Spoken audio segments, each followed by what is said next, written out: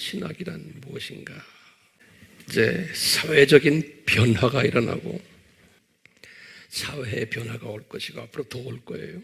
경제적인 변화가 엄청나게 이제 올 것이고 정치적인 변화도. 지금 전 세계는요, 정치적으로요, 이 진보 그룹들이 정치를 하도록 주님이 지금 이끄세요. 이 진보 그룹이라는 그룹은 종교 다원주의 그룹들이고, 이분들은 세계 평화를 위한 그룹들이고, 소위 일루미나티, 프리메이슨과 또는 예수회나 이런 팀들과 같이 전 세계를 자기네 단일 정권화에 두려고 하는 그룹들이 각 나라에 있는 진보 그룹들이에요. 그러니까 모든 사람들이 다 좋아하게끔 돼 있어요. 기독교인들까지도요. 그렇기 때문에 이런 변화가 이제 앞으로 급속 들어오게 돼 있어요. 내가 좋든 싫든. 그 다음에 이제 문화적인 변화가 이제 앞으로 또 엄청나게 달려올 거예요. 그 다음에 종교적인 변화예요. 이제 모든 종교는 같다고 하는 이런 다원주의의 변화가 교회 안에도 변화가 있을 거예요. 예배 방식도 변하지만요, 교회가 이제 둘로 크게 갈라지는, 소위 진보와 보수와의 그 갈라지는 일들, 보수 안에서도 또 이 종말론 이해의 차이 때문에 갈라지는 일들 이제 급속도로 나타나게. 또 선교적인 측면에서도 선교의 여러 가지 전략과 방법도 이제 변화를 가져올 거예요. 자, 그러면 첫째 질문이요. 자, 누구를 위한 변화인가요? 이 변화들이. 큰 그림을 봐. 이런 모든 변화들이 지금 앞으로 이제 일어날 터인데 지금 일어나고 있고요. 이것이 도대체 누구를 위한 건가? 그러면 하나님의 자녀들을 위한 메시지. 이 세대에 살고 있는 하나님의 자녀들을 위한 메시지. 그 메시지를 더 구체적으로 말하면, 얘들아, 이 세상은 창조 목적 학교란다. 다른 말로 표현하면 이제는 예수님이 곧 재림해 오신단다. 요 메시지들이 재림해 오신단다. 그런데요, 예수님께서 본인이 재림해 오시기 전에 내가 여러 가지 산고들을 미리 너희들에게 준단다. 산고들을 예수님께서 그렇게 하셨거든요. 이 여러 가지 산고들이 있는데, 산고들을 주시는데, 이번에 코로나19는 그 산고 중에 하나란다. 산고 중에 하나예요. 자, 이런 이야기들을 계시록에서 요한에게 말씀하셨어요. 나중에는 더 구체적으로 이제 마태나 누가나 마가나 바울에게도 다 말씀하셨지만, 특히 요한에게 이 예수님의 재림 전에 이런 상고들이 있다는 것을 가르쳐 주기 위해서 요한을 삼층천 보좌로 올려보낸 거예요. 그게 요한계시록 4장에 3층천에 딱 올라가니까 거기에 누가 있냐면 삼위 하나님이 계신 거예요. 삼위 하나님이 다 요한이 본 거예요. 삼위 하나님을 딱 보았는데 성부 하나님은 안 보이는 거예요. 저 빛으로만 보이고요. 그러니까 우리가 성부 하나님을 볼 수 없는 거예요. 보좌에 앉으신 분인데 구체적으로 안 보이는 거예요. 성부 하나님이. 보이시는 분이 보좌에 앉으신 분 한 분 계시는데 그분이 예수 하나님이세요. 예수님이세요. 근데 그 보좌의 우편에, 오른편에 앉아 계신 거예요. 우리 성경 구절 다 했죠? 골로새서 3장 1절, 히브리서 12장 2절이 오른편에 앉아 계시다는 거예요. 그리고는 성부 하나님은 볼 수 없다 하면 성경에 어디에 나와요? 요한복음 1장 18절 또는 6장 46절. 6장 46절에는 성부 하나님은 우리가 볼 수 없다는 거예요. 근데 성자 하나님은 볼 수 있는데 보좌에 앉아 계신데 어느 보좌의 오른편에 계세요? 성부 하나님의 보좌에 오른편에 앉아 계신 거예요. 예수님이. 오케이? 예. 지금 요한이 본 장면이에요. 그런데 성령 하나님은 요한이 어떻게 봤냐면 성령 하나님은 보좌가 없으세요.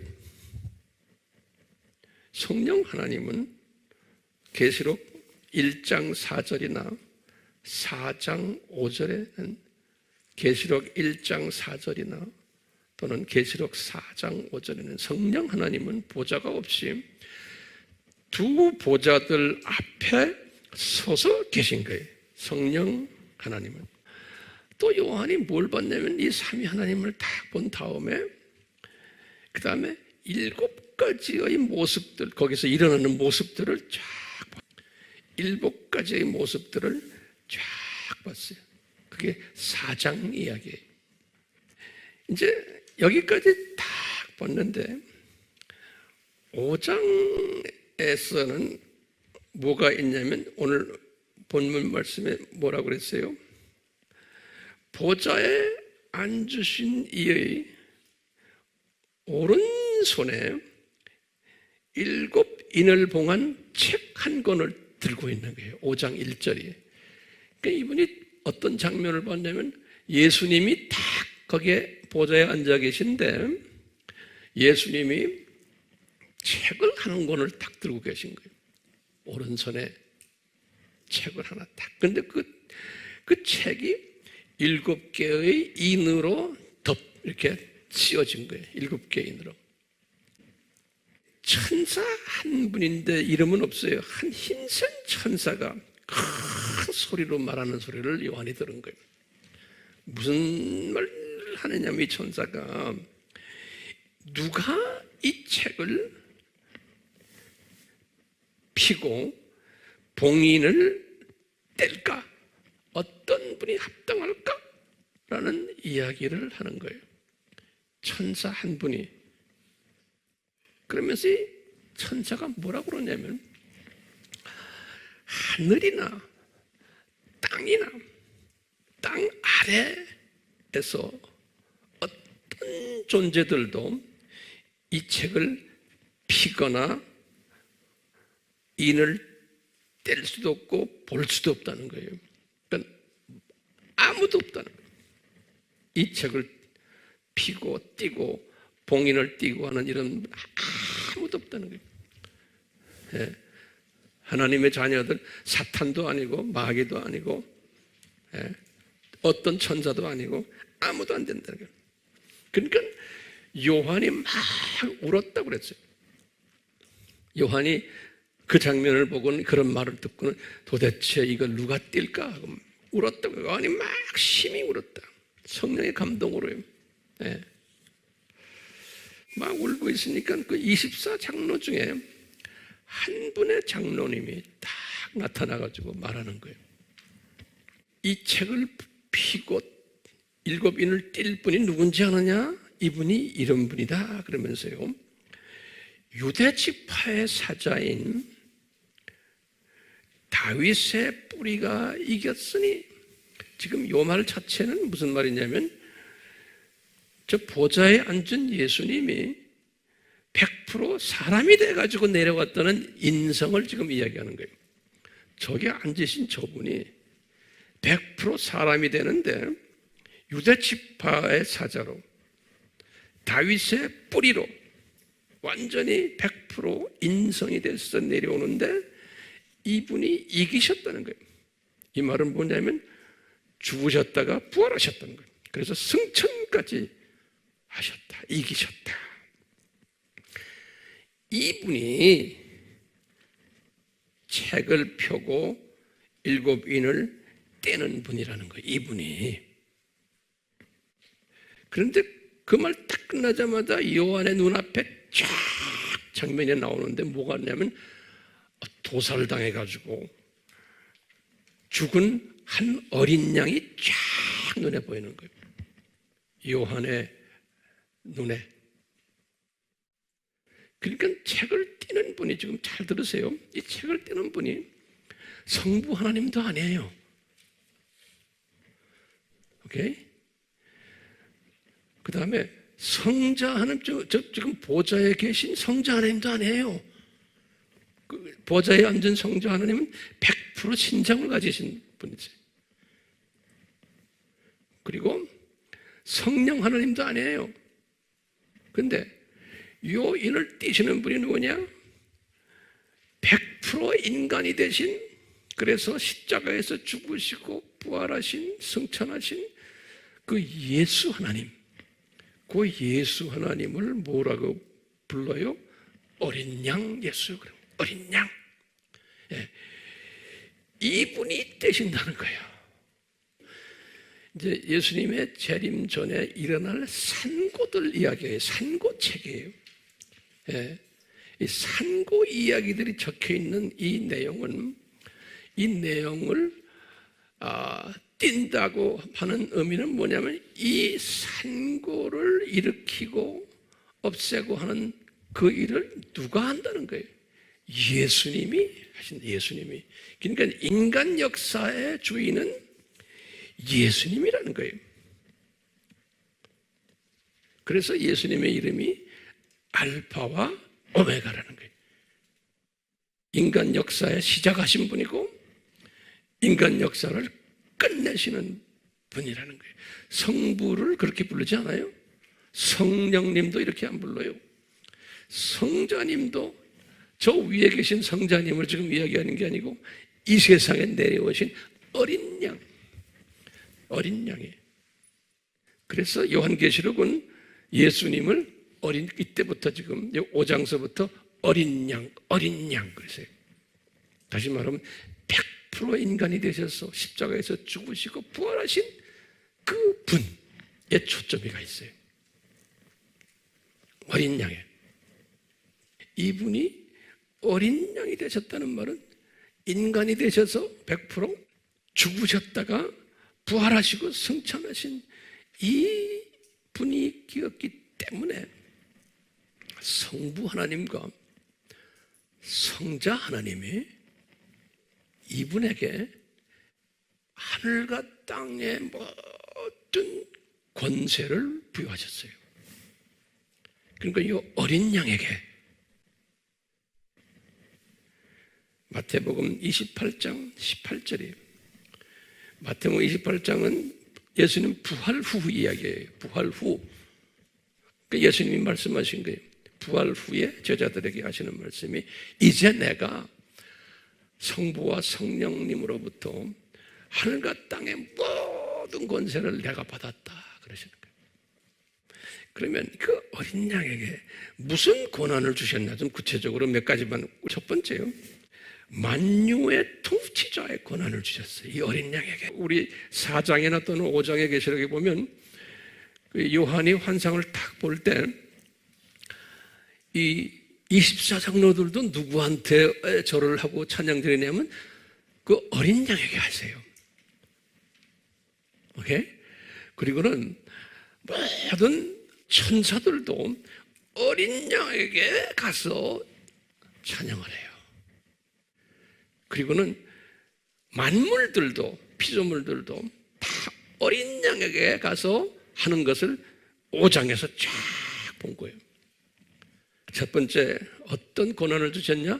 만유를 통치하는 권한을 주셨어요. 시편 103편 19절. 두 번째로, 땅의 모든 민족을 통치하는 권한을 받으셨어요. 시편 67편 4절에. 그리고는 이 세상의 모든 신들, 다시 말하면 사탄, 그 똘마니 신들의 통치권을 갖고 계세요. 예수님이 시편 95편 3절 또 시편 97편 9절 이 세상의 모든 신들을 통치하시는, 그러니까 세상의 모든 종교들도 누구의 장중에 있어요? 예수님의 장중에 있는 이 시각을 우리가 갖고 있어야 돼요. 또 예수님이 왕 중에 왕이에요. 이 세상에 수없이 많은 왕들이 있는데 그 왕들의 이 예수님의 장중에 왕 중의 왕 또는 만유의 주. 디모데 전서 6장 15절, 요한계시록 17장 14절. 다섯 번째로 만물이 예수님 발 아래서 통치를 받아요. 성부가 아니고 성령도 아니에요. 어린 양 예수의 발 아래에서, 예수님의 발 아래에서 그것을 바울이 본 것이에요. 그래서 고린도전서 15장 27절, 에베소서 1장 22절. 이 만물의 머리가 되시는 분이 예수님이라는 것을 바울이 딱 본 거예요. 요한이 요한계시록에서 6번이나 말해요. 예수님이 알파와 오메가시다. 성경 구절은 제가 다 드렸어요. 그 중에 하나가 계시록 1장 8절에 계시록 1장 8절. 그렇기 때문에 요 지금 7인으로 봉한 이 책을 열 수 있는 분이 누구예요? 예수님이세요. 어린 양 예수님이신 거예요. 그러면 이 책, 7인으로 봉한 이 책, 도대체 이 책의 내용이 무언가? 이게 무슨 책인가?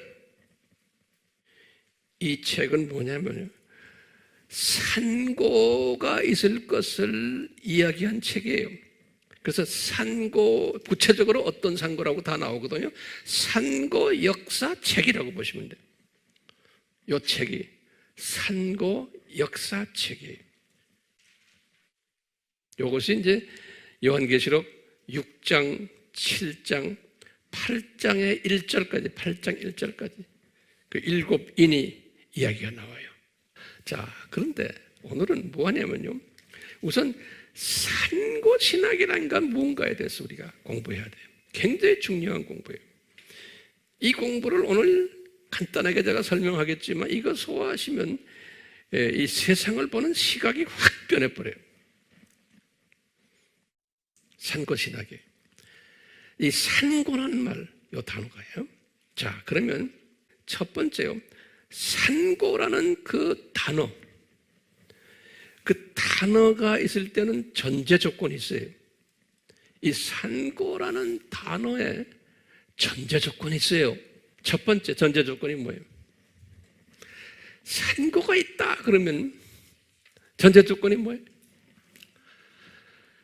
산모가 있어야 돼. 산모. 그렇죠? 산모가 있어야 돼요. 산모가 있어야지 산고라죠. 그럼 도대체 이 산모는 누구냐? 나한테 대답 좀 해보세요. 이 산모는 누구예요? 제가 볼 땐요, 삼위 하나님이세요. 자, 그러면 두 번째로 조건이 있죠. 자, 산모가 이제 정해졌어요. 그러면 산모가 이제 좀 있으면 아기가 나와야 되잖아요. 그러니까 장차 태어날 아기는 누군가? 이 아기는 누구냐면요, 삼위 하나님의 성자 하나님 다 거기 계세요. 삼위 하나님. 어린 양 예수예요. 어린 양 예수가 태어날 거예요. 그러면 세 번째로 보세요. 이 어린 양 예수가 태어난다는 것은, 예수가 태어난다는 것은 나중에 내가 좀 설명하지만 여기 이제 예수님의 재림이에요. 어린 양의 재림에, 내가 말하는 건 어린 양의 재림에. 그러니까 죽으셨다가 부활하신 그분이, 오케이? 예수님이 초림에 오실 때는 죽으셨다 부활하신 그 예수님이 아니에요. 초림한 예수님은, 그러면 요 산모가 요 아기를, 다 아기는 누구예요? 어린 양이에요. 요 어린 양 하면 항상 생각하는 게 뭐예요? 십자가와 부활이에요. 어린 양 이코로. 됐습니까? 자, 그러면 세 번째 질문입니다. 언제 이 어린 양을 산모가 임신했는가? 이 중요한 개념이에요. 언제? 창세전이요. 그렇죠? 그러니까 삼위 하나님이, 다른 말로 표현하면 요 어린 양이 태어날 것을, 다시 말하면 예수님이 죽으셨다가 부활하실 것을 창세전에 디자인하신 거예요. 우리 성경 구절 잘 알죠? 대표적으로 내가 몇 개만 드릴게요. 고린도전서 2장 7절, 그 다음에 로마서 16장 25절에서 26절, 에베소서 1장 3절에서 14절, 골로새서 1장 26에서 27절, 골로새서 1장 26, 27. 또 좀 더 해봐요. 베드로 전서 뭐예요? 1장 19절에서 20절. 또 한 가지, 디모데 후서 1장 9절.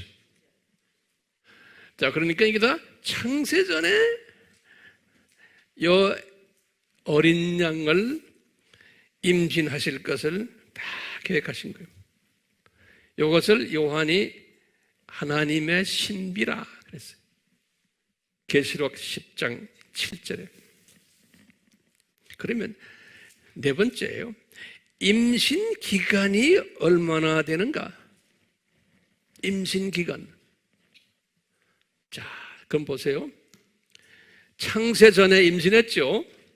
그래가지고 언제까지예요? 예수님 어린 양 예수가 재림할 때까지. 이게 임신 기간이에요. 다섯 번째. 그러면 임신하면 나중에 꼭 마지막에 산고가 있죠. 자, 그러면 산고는 언제부터 시작됐나? 여기 중요해요.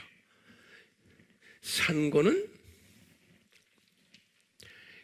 예수님의 십자가에서 고통당하는 그때가 산고의 시작입니다. 다시 말하면 예수님의 초림이 산고의 시작이에요. 그래서 예수님의 초림과 예수님의 재림 그 기간을 뭐라고 불러요, 우리가요? 여러 가지로 부르죠. 말세, 교회 시대, 또는 우리가 아시아의 일곱 교회 시대. 그러면 저거 보세요. 이 산고가 그러니까요, 이게 산고 시대. 알겠어요? 그러니까요, 산고가 지금 우리가 지금 겪고 있는 이 코로나 이것도 산고의 마지막 산고 중에 하나지. 예? 이 산고는 시작이 언제부터 시작했어요? 초림 때부터 산고가 시작이 된 거예요. 그렇기 때문에요, 우리가 이제 일곱인 이야기 쭉 나올 거 아니에요? 일곱인에서 이제 뭐가 무슨 말을 타고 쭉 여러 나오잖아요. 그 다음에 우리가 또 감난선 설교에서도 뭐 전쟁이 있고 뭐가 있고 이것이 언제부터 시작이 될 것 같아요. 이것을 우리가 그냥 예수님의 재림 직전에 있는 것으로만 보시면 안 되는 거예요. 이것이 언제부터 시작됐어요? 교회 시대 시작할 때부터 이것들이 있어왔던 거예요. 그런데 우리 산고에 보면요, 여섯 번째로 보면 교회 시대에 이 산고가 최소한 네 가지 분야로 산고가 이루어졌어요. 교회 시대에. 예수님이 말씀하셨지. 첫 번째는 우리 감남선 설교에서 자연 현상적 산고예요. 기근이 있고 지진이 있고 이런 것들이 그게 2000년 전부터 계속 있어 왔어요. 두 번째, 정치 군사적 산고예요. 전쟁이 여기저기서 발발하고 여러 가지 정치적인 문제 이런 해서 이 2000년 역사를 보면 다 있어 왔어요. 쭉 있어 왔어요. 세 번째 산고는 사회, 문학, 가정적 산고들이에요. 네 번째로는 종교예요. 복음적 산고예요. 종교, 복음적 산고들. 이것도 계속 있어 왔어요. 그래서 이제 요한에게도 요한일서 2장 18절에도 보면 이미 지금이 마지막 때 종말이라, 이 종말이라는 것은 2000년 전 시작 그때부터 예수님의 재림까지를 종말이라고 보잖아요. 이미 많은 적그리스도들이 나올 거다라는 것을 이미 나왔다 그랬어요. 일곱 번째로요. 이 산고의 특징이 뭐예요? 산고의 특징, 이게 중요하죠. 산고의 특징 첫 번째는 고통이 조금씩 약하게 서서히 긴 간격으로 시작을 해요. 이거는 1세기 때 이 모든 산고들이 교회 안에서나 지금 여기 쭉 네 가지 분야에서 조금씩 그러면서 이것은 산고는 교회 두 번째로 전반적으로 그러니까 아시아 7교회가 다가 이 산고를 이 네 가지 분야의 산고들을 경험을 한 다시 말하면 팬데믹이에요. 팬데믹. 이 산고도요. 이 세계적인 산고예요. 그래서 7교회라는 것은 전 세계에 흩어져 있는 7교회를 우리가 대표적으로 우리 공부했잖아요. 자, 그러면 여덟 번째로요. 언제 이 산고의 고통이 가장 심한가? 언제 제일 심해요? 아기 낳은 엄마들, 그렇죠? 누가 태어나기 직전이에요. 아기가 태어나기 직전이에요. 이 말은 예수님이 재림하시기 직전이에요. 이때는 이 산고가 엄청나게 심한 거예요. 이 강도도 강하고 그 다음에 서서히가 아니고 속도가 있게 하시고 간격도 이제는 굉장히 빨라요. 그러니까 이 코로나19 같은 것도 이제는 앞으로 간격이 과거에 쭉 있어 왔잖아요. 이런 것들. 이제는 이 간격이 굉장히 이제는 좁아질 거예요. 그걸 우리가 볼 줄 알아야 돼요. 이런 산고가 있을 것을 예수님이 성경의 여러 부분에서 말씀하는데 거기다 좀 성경 구절들을 내가 어느 책에 이 산고 이야기들을 성경에서 적어놨나? 그러면 우리 다 공부했지만요. 첫 번째는 마태에게 예수님이 직접 하셨어요. 마태복음에서 감람산 설교에서. 그래서 마태복음 24장, 25장. 누가에게도 많이 했어요. 누가복음 17장 22절에서 37절에 그리고는 또 누가복음 21장 5절에서 38절에 마가에게도 했어요. 마가복음 13장 37절에 또 바울에게도 디모데전서 4장 1절에서 16절에 바울에게 또 디모데후서 3장 1절에서 17절에 또 요한에게도 하셨어요. 요한 1서 2장 18절에서 4장 21절까지 또 요한계시록 지금 5장 1절에서부터 7절까지 요한에게 보여줬어요. 또 이제는 요한계시록이 우리가 이제 다음에 공부할 6장 1절부터 8장 1절까지 7인 이야기예요. 이런 걸 다 이렇게 보여주시면서 이분들에게 보여주실 때 거기에 보면은 예수님이 당부하는 부탁의 말씀들이 있어요.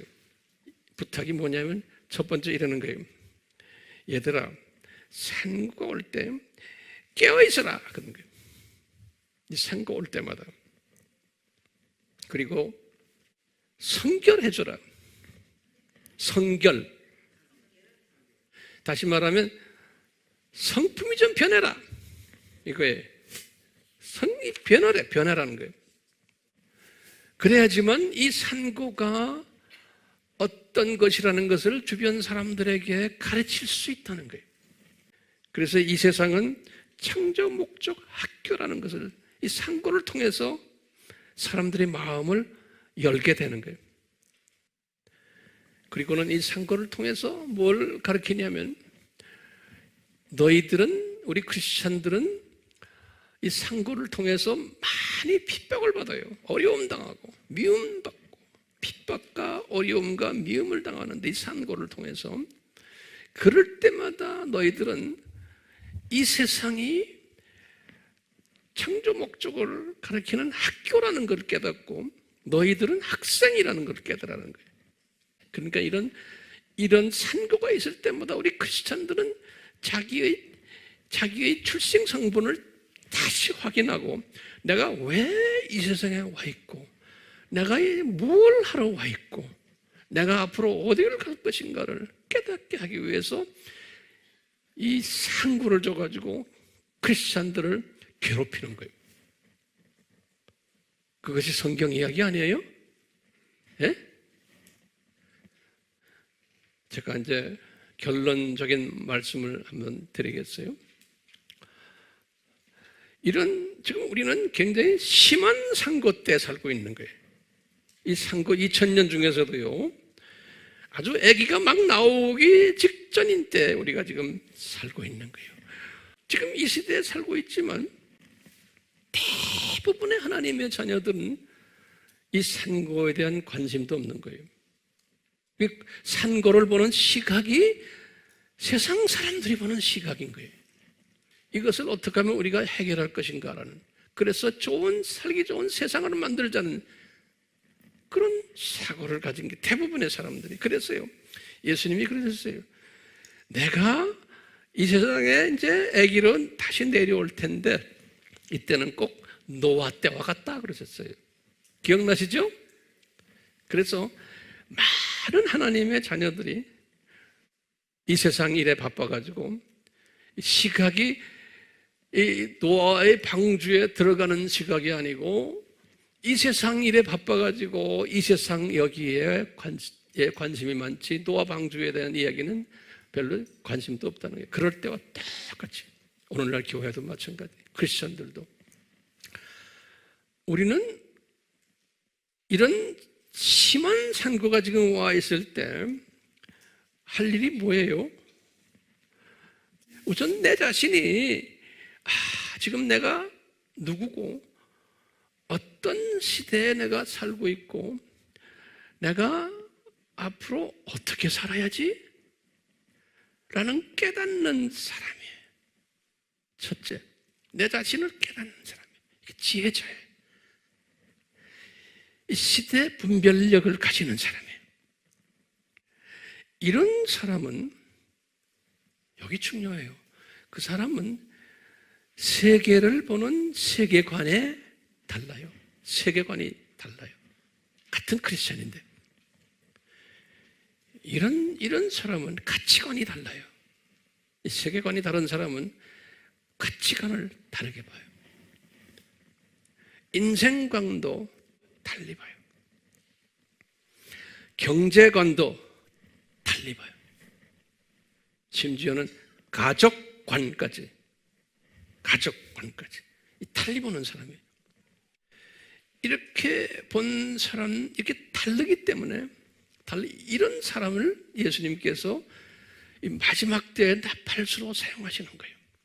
지금 오늘 내가 말씀드린 산고 신학을 쫙 이해를 하면은 가치관이 변하고 세계관이 변하고 인생관이 변하고 경제관이 변하고 가족관이 변하게 돼 있어요. 그리고는 우선순위가 변하는 거예요. 내가 어디에다 투자를 해야 되지? 예. 우리 교인들은 한 사람도 빠짐없이 이런 사람이 되기를 바라요. 이게 복 있는 사람이에요. 이렇게 변화를 받으려고 내가 노력한다고 해서 돼요? 안 돼요. 예. 이게 안 돼요. 내 노력한다고 되는 게 아니에요. 이거는요. 그럼 누가 개입해야 돼요? 성령님이 개입해야 돼요. 내 생각을 바꾸는군요. 그러니까 성령님께 간구하셔야 돼요. 성령님, 저를 도와주세요. 난 내 힘으로는 안 됩니다. 주변에 사람들 눈치 봐야 되고요. 안 됩니다, 저는요. 이건 나눌래도요, 나눌 사람이 없어요. 안 됩니다. 그 고민을 좀 하세요. 그러면서, 근데 성령님의 도움을 필요로 하려면은 뭐가 따라와야 돼요? 은혜가 따라와야 돼요. 성서에 보면요. 그러니까 은혜가 따라오는 사람은, 은혜 받은 사람은 성령님의 도움을 주세요. 그래서 이끄세요. 성령님이 이끄세요. 이렇게 하도록 환경을 바꿔주시고 내 생각을 바꿔주시고. 그러니까 생각이 안 바뀌는 사람은 이 은혜가 없는 사람으로 우리 뒤집어서 볼 수 있어요. 저 사람은 하나님의 자녀지만 이 은혜는 없구나. 다시 말하면 들림받는 은혜는 없구나 라고 우리가 재해석을 할 수가 있어요. 이 마지막 때의 크리스천들은 다시 한번 시스템을 복습합시다. 상고가 있으려면 전제 조건이에요. 첫째 뭐예요? 산모가 있어야 돼요. 산모는 삼위 하나님이에요. 두 번째는 태어날 아기가 있어야 돼요. 그 아기가 누구요? 어린 양 예수예요. 다시 말하면 인간이 되셔서 죽어졌다가 부활하신 예수님이에요. 저 위에 계신 예수님을 지금 이야기하는 게 아니에요. 그래서 요한계시록은 6장부터는 5장부터는 끝때까지 어린 양이에요. 세 번째, 언제 이 어린 양을 임신했나? 다시 적으세요. 언제 임신했는가? 언제요? 임신 창세 전에. 네 번째로 임신 기간은 창세 전부터 예수님 재림까지 임신 기간이. 다섯 번째, 산고는 언제부터 시작이 됐어요? 예수님의 초림부터 산고가 시작이 됐어요. 실제로 예수님이 십자가에서 그 산고를 경험까지 하신 거예요. 그럼 교회 시대는 크리스천들이 이 세상에서 잘 되고 잘 먹고 편하게 사는 그 시대가 아니에요. 그러니까 이 번영신학을 가르치는 사람들은 잘못돼도 한참 잘못된 거예요. 산고에 네 가지 분야가 있다고 그랬죠, 교회 시대에. 첫째가 뭐예요? 자연 현상적. 두 번째, 정치 군사적. 그 다음에 세 번째, 사회 문화 가정적 산고들. 그 다음에 종교 복음적 산고들이에요. 그 다음에 이제 일곱 번째로 산고의 특징들. 뭐였어요? 초창기에는 산고는 약하게 간격도 아주 길게 아주 가끔씩 한번 이렇게 이런 식으로 오는데 가면서 이제 아기가 이제 태어날 때쯤 되면 엄청나게 강하게, 그러니까 산고가 심하게, 우리가 지금 그때 살고 있잖아요.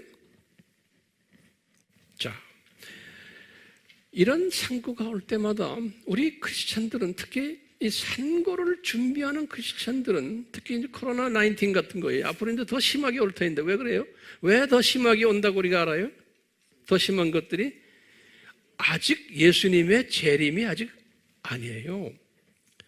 예수님의 재림의 때가 아니에요, 아직까지는요.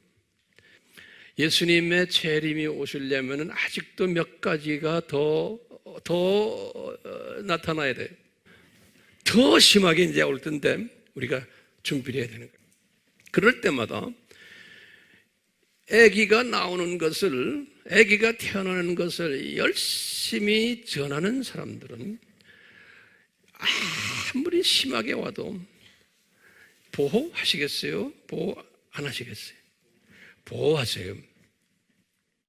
그러면 왜 보호하세요? 주님이, 성령님이 천사들을 보내서 왜 우리를 보호하세요? 항상 거기에 보면 이유가 있어요. 왜 그런 사람들을 보호하세요? 네? 재림 메시지를 전하는데 필요하기 때문에 그러실 거예요. 예수님이 우리를 필요로 하세요. 그리고는 혼인잔치에 들림받아서 혼인잔치에 올라가야 되는 사람들이에요. 그러니까 이 사람들은 소수예요. 그러니까 이 사람들은 예수님의 입장에서 보면 필요한 분들이에요. 그러기 위해 때문에 주님께서는 이 사람들을 보호하세요. 보호만이 아니고 이 사람들을 성화시키세요. 이 사람들을 말씀으로 성화시키세요. 깨어나게 하세요. 이 사람들 생각을 다르게 만들어놔요. 세계관을 다르게 만들고 가치관을 다르게 만들고 물질관, 경제관 다 다르게 만드세요. 이분이 하세요. 그래서 영적 분별력을 주셔가지고 이 지혜를 주세요. 이런 분들에게. 왜? 주님이 필요하시기 때문에 그런 거예요. 이런 사람들. 우리가 그런 어머니 아버지가 되면 주님께서 우리 아이들을 자동적으로 다 책임지세요. 예, 저는 그거 확실히 믿어요. 오늘 말씀의 제목이 뭐였죠? 산고 신학이 무엇인가? 정리가 됐어요? 예. 우리 같이 기도합시다. 성령님, 오늘 이 시간에 저희들에게 이 산고에 숨겨져 있는 삼위 하나님의 마음을 잠깐 섭렵했습니다. 우리에게 더욱 성령님의 인도하심이, 가르쳐 주심이, 순종케 하심이 임하도록 은혜를 베풀어 주시옵소서. 예수님의 이름으로 기도드리옵나이다. 아멘.